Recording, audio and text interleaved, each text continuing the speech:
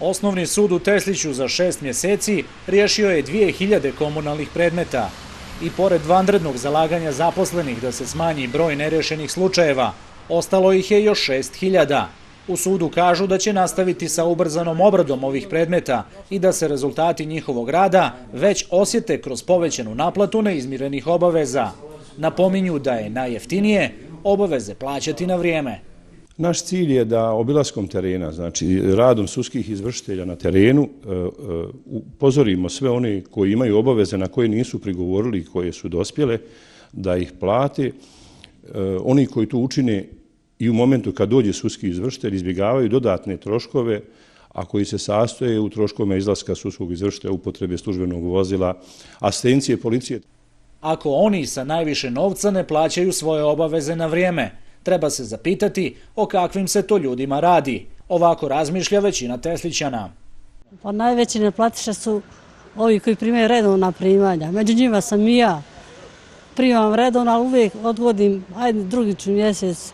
Mislim da su penzioneri tu najaktivniji i najpošteniji. Kažete mi na kraju ipak platite sve? Pa moram platiti.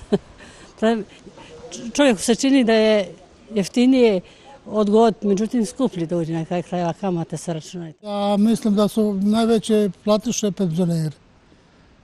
To uvijek bilo i bit će, ali ako budu bila bolje penzije, još će biti redovnije. Priča se da su najveće platiše oni što najmanje imaju primanja, a oni sa najvećim primanjem da najmanje plaćaju. Sad, tu ima nekakve nelogičnosti po mom rezonu.